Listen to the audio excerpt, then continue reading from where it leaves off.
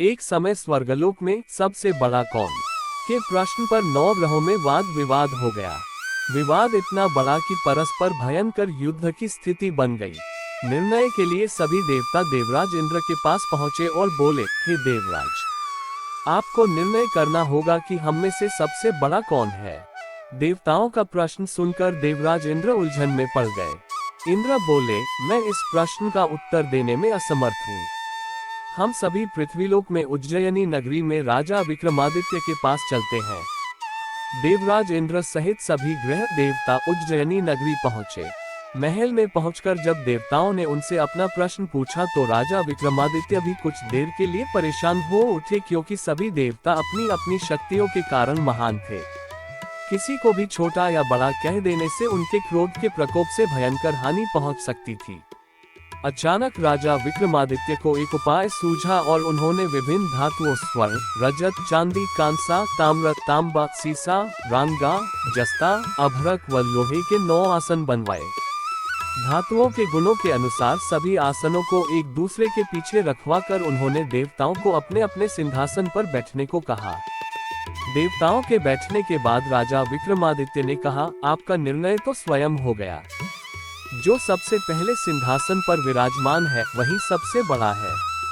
राजा विक्रमादित्य के निर्णय को सुनकर शनि देवता ने सबसे पीछे आसन पर बैठने के कारण अपने को छोटा जानकर क्रोधित होकर कहा, राजा विक्रमादित्य, तुमने मुझे सबसे पीछे बैठाकर मेरा अपमान किया है। तुम मेरी शक्तियों से परिचित नहीं हो, मैं तुम्हारा सर्वनाश कर दूंगा।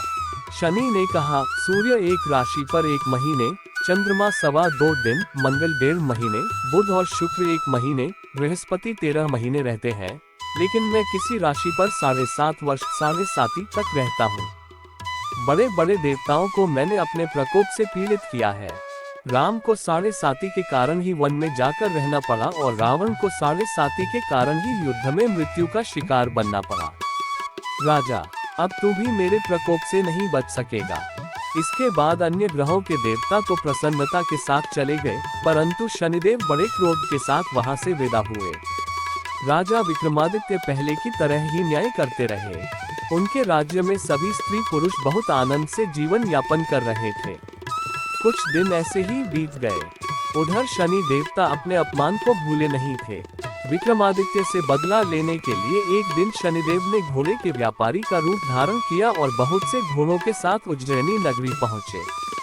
राजा विक्रमादित्य ने राज्य में किसी घोड़े के व्यापारी के आने का समाचार सुना तो अपने अश्वपाल को कुछ घोड़े खरीदने के लिए भेजा।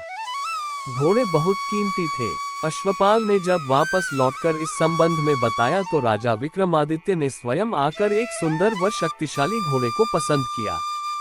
घोड़े की चाल देखने के लिए राजा उस घोड़े पर सवार हुए तो वह घोड़ा बिजली की गति से दौड़ पड़ा। तेजी से दौड़ता घोड़ा राजा को दूर एक जंगल में ले गया और फिर राजा को वहां गिराकर जंगल में कहीं गायब हो गया। राजा अपने नगर को लौटने के लिए जंगल में भटकने लगा, लेकिन उन्हें लौटने का कोई रास्ता नहीं मिला। राजा को भूख प्यास लग आए। बहुत ढूंढने पर उसे एक चरवाहा मिला। राजा ने उससे पानी मांगा। पानी पीकर राजा ने उस चरवाहे को अपनी अंगूठी दे दी। फिर उससे रास्ता पूछकर वह जंगल से निकलकर पास के नगर में पहुंचा। राजा ने एक सेठ की दुकान पर बैठकर कुछ देर आराम किया। उस सेठ ने राजा से बातचीत की तो राजा ने उसे बताया कि मैं उज्जयिनी नगरी से आया हूँ। राजा के कुछ देर दुकान पर बैठने से सेठ जी की बहुत बिक्री हुई। सेठ ने राजा को बहुत भाग्यवान समझा और खुश होकर उसे अपने घर भोजन के लिए ले गया। सेठ के घर में सोने का एक हार खूंटी पर लटका हुआ था। राजा को उस कमरे में छोड़कर सेठ कुछ देर के लिए बाहर गया। तभी एक आश्चर्यजनक घटना घटी। राजा के देखते देखते सोने के उस हार को खूंटी निगल गई। सेठ ने कमरे में लौटकर हार को गायब देखा तो चोरी का संदेह राजा पर ही किया, क्योंकि उस कमरे में राजा ही अकेला बैठा था। सेठ ने अपने नौकरों से कहा कि इस परदेसी को रस्सियों से बांधकर नगर के राजा के पास ले चलो। राजा ने विक्रमादित्य से हार के बारे में पूछा तो उसने बताया कि उसके देखते ही देखते खूंटी ने हार को निगल लिया था। इस पर राजा ने क्रोधित होकर चोरी करने के अपराध में विक्रमादित्य के हाथ पांव काटने का आदेश दे दिया। राजा विक्रमादित्य के हाथ पांव काटकर उसे नगर की सड़क पर छोड़ दिया गया। कुछ दिन बाद एक तेली उसे उठाकर अपने घर ले गया और उसे अपने कोल्हू पर बैठा दिया। राजा आवाज देकर बैलों को हाँकता रहता। इस तरह तेली का बैल चलता रहा और राजा को भोजन मिलता रहा। शनि के प्रकोप की 7.5 पूरी होने पर वर्षा ऋतु प्रारंभ हुई। राजा विक्रमादित्य एक रात मेघ मल्हार गा रहा था कि तभी नगर के राजा की लड़की राजकुमारी मोहिनी रथ पर सवार उस तेली के घर के पास से गुजरी। उसने मेघ मल्हार सुना तो उसे बहुत अच्छा लगा और दासी को भेजकर गाने वाले को बुला लाने को कहा।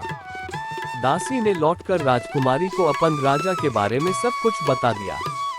राजकुमारी उसके मेघ मल्हार से बहुत मोहित हुई, अतः उसने सब कुछ जानकर भी अपन राजा से विवाह करने का निश्चय कर लिया। राजकुमारी ने अपने माता पिता से जब ये बात कही तो वे हैरान रह गए। रानी ने मोहिनी को समझाया, बेटी, तेरे भाग्य में तो किसी राजा की रानी होना लिखा है, फिर तू उस अपन से विवाह करके अपने पांव पर कुल्हाड़ी क्यों मार रही है। राजकुमारी ने अपनी जिद नहीं छोड़ी। अपनी जिद पूरी कराने के लिए उसने भोजन करना छोड़ दिया और प्राण त्याग देने का निश्चय कर लिया। आखिर राजा रानी को विवश होकर अपन विक्रमादित्य से राजकुमारी का विवाह करना पड़ा। विवाह के बाद राजा विक्रमादित्य और राजकुमारी तेली के घर में रहने लगे। उसी रात स्वप्न में शनिदेव ने राजा से कहा, राजा, तुमने मेरा प्रकोप देख लिया, मैंने तुम्हें अपने अपमान का दंड दिया है।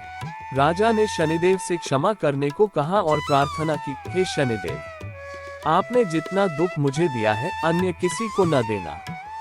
शनिदेव ने कुछ सोचकर कहा, राजा, मैं तुम्हारी प्रार्थना स्वीकार करता हूँ। जो कोई स्त्री पुरुष मेरी पूजा करेगा, शनिवार को व्रत करके मेरी व्रत कथा सुनेगा, उस पर मेरी अनुकंपा बनी रहेगी। प्रातःकाल राजा विक्रमादित्य की नींद खुली तो अपने हाथ पांव देखकर राजा को बहुत खुशी हुई। उसने मन ही मन शनिदेव को प्रणाम किया। राजकुमारी भी राजा के हाथ पांव सही सलामत देखकर आश्चर्य में डूब गई। तब राजा विक्रमादित्य ने अपना परिचय देते हुए शनिदेव के प्रकोप की सारी कहानी सुनाई। सेठ को जब इस बात का पता चला तो दौड़ता हुआ तेली के घर पहुंचा और राजा के चरणों में गिरकर क्षमा मांगने लगा। राजा ने उसे क्षमा कर दिया क्योंकि यह सब तो शनिदेव के प्रकोप के कारण हुआ था। सेठ राजा को अपने घर ले गया और उसे भोजन कराया। भोजन करते समय वहां एक आश्चर्यजनक घटना घटी। सबके देखते देखते उस खूंटी ने हार उगल दिया। सेठ जी ने अपनी बेटी का विवाह भी राजा के साथ कर दिया और बहुत से स्वर्ण आभूषण, धन आदि देकर राजा को विदा किया। राजा विक्रमादित्य राजकुमारी मोहिनी और सेठ की बेटी के साथ उज्जैनी पहुंचे तो नगर वासियों ने हर्ष से उनका स्वागत किया। अगले दिन राजा विक्रमादित्य ने पूरे राज्य में घोषणा कराई कि शनिदेव सब देवों में सर्वश्रेष्ठ है। प्रत्येक स्त्री पुरुष शनिवार को उनका व्रत करे और व्रत कथा अवश्य सुने। राजा विक्रमादित्य की घोषणा से शनिदेव बहुत प्रसन्न हुए। शनिवार का व्रत करने और व्रत कथा सुनने के कारण सभी लोगों की मनोकामनाएं शनिदेव की अनुकंपा से पूरी होने लगी। सभी लोग आनंद पूर्वक रहने लगे।